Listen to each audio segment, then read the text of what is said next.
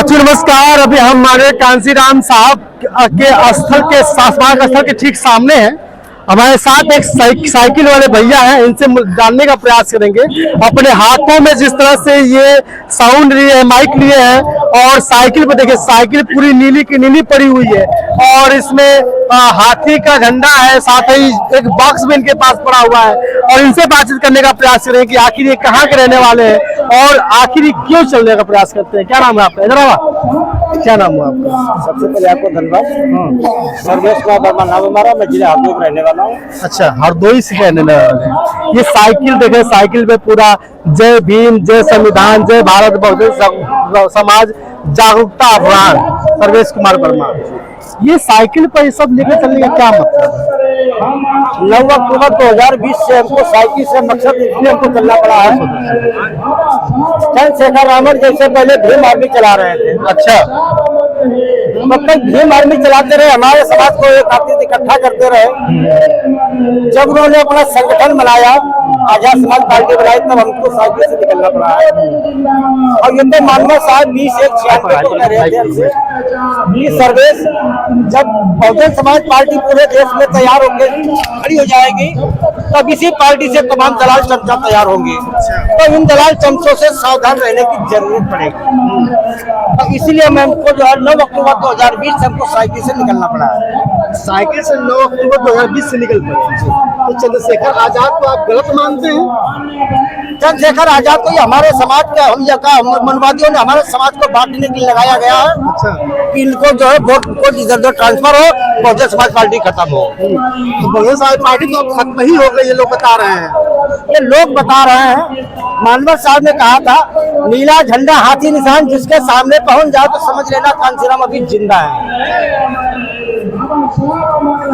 कांसीराम साहब कह रहे थे, नीला झंडा हाथी निशान जिसके सामने पहुंच जाओ तो समझ लेना कांसीराम अभी जिंदा है।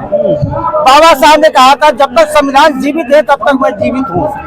जिस दिन संविधान खत्म हो जाएगा उस दिन मैं खत्म हो जाऊंगा। अच्छा, तो ये चीजें हमारे महापुरुषों ने जो कहा है, तो उन महापुरुषों की याद जनता को जो है दिलाने की। साइकिल से क्यों चलते हैं लोग? आजकल 2 व्हीलर पे चल रहे हैं, 4 व्हीलर पे चल रहे हैं। अब जैसे चंद्रशेखर रावण कहते हैं, मानवर कांसीराम साहब का चेला हूँ। मैं उनसे, जब इन्होंने पार्टी का गठन किया था, मैं नागपुर महाराष्ट्र गया था, तब मैं उनको चैलेंज करके गया था, अगर मानवर साहब का चेला चंद्रशेखर है तो आए हमारे साथ में। मानवर साहब की चेला मैं हूँ। लेटर कांसीराम साहब का मेरे पास इलाज के लिए मैं को लिखा था। हमें कांसीराम साहब के चेला है, को कांसीराम के चेला आप लोग बता रहे हैं। चले, मैं नागपुर जा रहा हूँ, बाबा साहब दीक्षा भूमि पे आइए मेरे साथ में चले साहब। वो चलते हैं काफिलों में, उनके पर हमला भी होता है। मैं अकेले चलता हूँ, साइकिल हमसे कोई जो है नहीं करता है। तो ये तो मनवादियों का काम है, हमारे समाज को बांटने का। अब जैसे अखिलेश या समाजवादी के अखिलेश यादव ने इसमें 24 में गठबंधन किया, लोकसभा में बसपा को गठबंधन से बाहर रखा गया है। सबसे संविधान विरोधी हमारे बहुजन समाजवादी पार्टी है अखिलेश यादव। बहन जी ने आरक्षण को लागू किया था, अखिलेश ने खत्म करने का काम किया है।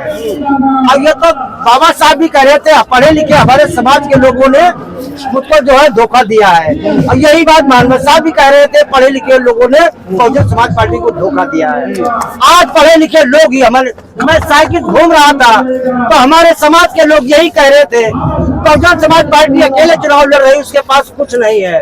समाजवादी कांग्रेस का गठबंधन है, उसके साथ में जनता है, तो हम लोग संविधान बचाने के लिए समाजवादी को वोट करेंगे। अपने समाज के लोगों से कहना चाहता हूँ कि उन्होंने 37 सांसद बना दिए समाजवादी के, क्या कर रहे? बैठे सो रहे लोकसभा में। अगर यही बहुजन समाज पार्टी के हमारे के समाज के लोगों ने 37 सांसद बनाए होते तो आज बहुजन समाज पार्टी की बहन कुमारी मायावती देश की प्रधानमंत्री होती। ये तो हमारे समाज के लोग भटकने का, जो गुमराह होने का काम करते हैं, इससे गुमराह होने की जरूरत नहीं है। 27 का चुनाव आ रहा है, 27 में अगर एकजुट नहीं हुए तो उसके बाद में सबके सब मारे जाओगे। आप चंद्रशेखर आजाद के बारे में इतना कुछ कह रहे हैं, चंद्रशेखर आजाद की कहीं बहन जी के बारे में कुछ उल्टा सीधा नहीं बोला? वो बोले क्या? कोई बोलेंगे क्या? उन्होंने जब कोई कुछ किया ही नहीं, कुछ देखा ही नहीं है, तो क्या बोलेंगे? वो तो भीम आर्मी बना के हमारे समाज को इकट्ठा कर लिया है। आजाद समाज पार्टी बना करके हमारे समाज को बांटने का काम किया है, तो क्या कहेंगे? आप ये माइक रखे हैं, ऐसा ये क्या है? इसमें क्यों, इससे क्या करने वाला है? अब इसमें जो है गाना ना भी गाते हैं ना, सुनाई देगा तो बैटरी लगाइए, बैटरी लगाइए। तब तक ये देख पा रहे हैं जिस तरह से आप लोग, ये बहुजन समाज के लोग हैं, बहुजन समाज पार्टी के तत्वाधान में कहीं न कहीं माननीय कांसी राम साहब के स्मारक स्थल पर उनके परिनिर्वाण दिवस को लोग सम्मिलित होने के लिए आए हैं। और आज यहाँ हमारे मंडल के लोग आए हैं, थोड़ा सा लोगों से बातचीत करेंगे। क्या नाम है सर आपका? राजकुमार जी। क्या यहाँ पे देख पा रहे हैं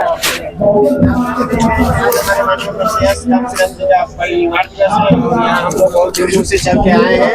हम बहुजन समाज पार्टी के दीवाने हैं और माननीय कांसी राम साहब के सिपाही हैं। अच्छा, बहुजन समाज पार्टी अभी भी लग रहा है कि जिंदा है? जी, बहुजन समाज पार्टी पहले भी जिंदा थी, अब भी जिंदा है और आने वाले समय में भी जिंदा रहेगी। जमीनी हकीकत कुछ और है, मनुवादी तो कुछ भी कह के हमारे समाज को गुमराह करने में जो है कि लगे हुए हैं। अच्छा, मनुवादी कुछ उल्टा सीधा बोलते हैं? मनुवादी उल्टा सीधा नहीं बोलते हैं, लेकिन हमारे पीठ पीछे बहुत कुछ कर रहे हैं जो हमारे संविधान को खतरे में डाल रहे हैं, छेड़छाड़ कर रहे हैं। क्रीमी लेयर का जो उन्होंने सुप्रीम कोर्ट से आरक्षण खत्म करना चाहते हैं लोग, बता रहे हैं। जी, वो कह रहे हैं कि हम आरक्षण खत्म कर देंगे। तो इससे आपका क्या नुकसान? हमारा बहुत कुछ नुकसान है। हमारा समाज बहुत पहले से भी दबा कुचला है, आज भी वही उसी स्थिति में है, तो हम कैसे आरक्षण को खत्म करने देंगे उसे? चलिए आप पहले जी बताइए, सुनाइए क्या सुनाने वाले हैं आप? कहीं न कहीं एक कोशिश रहती है कि लोगों को अपने माध्यम से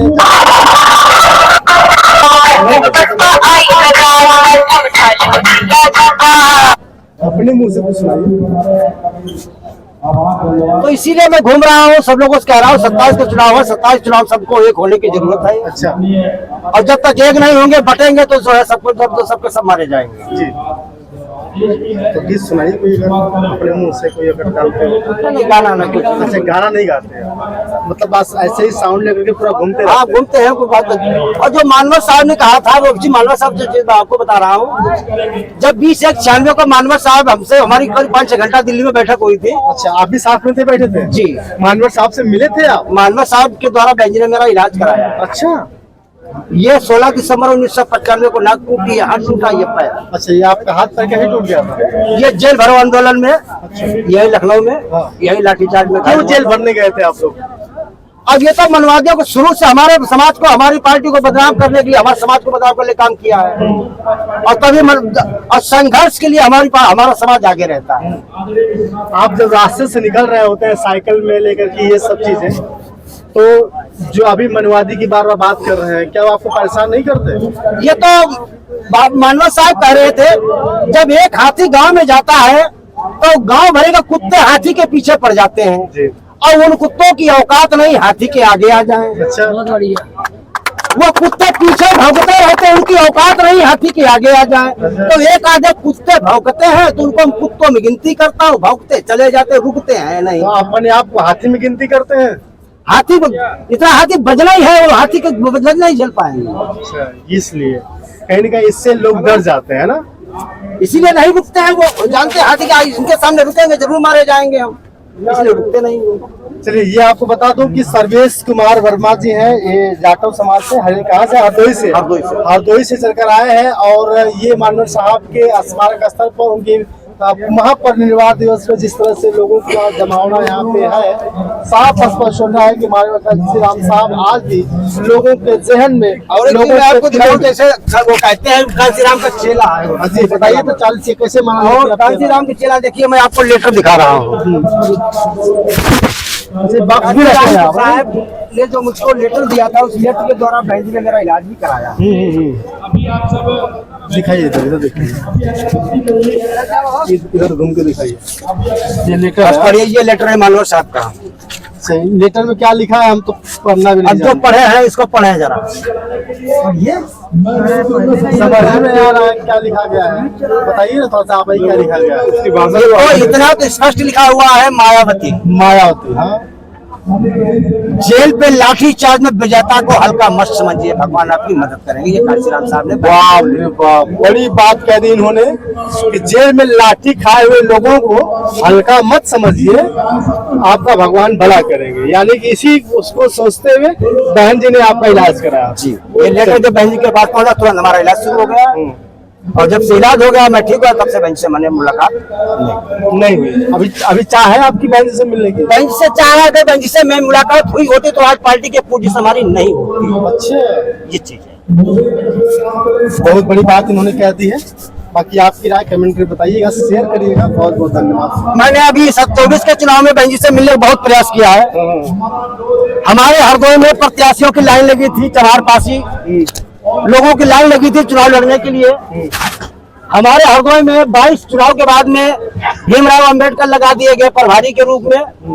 बहन जी को न्यूज देते रहे, बहन जी हरदोई नंबर 1 पे है, नंबर बहुत बढ़िया हरदोई चल रहा है।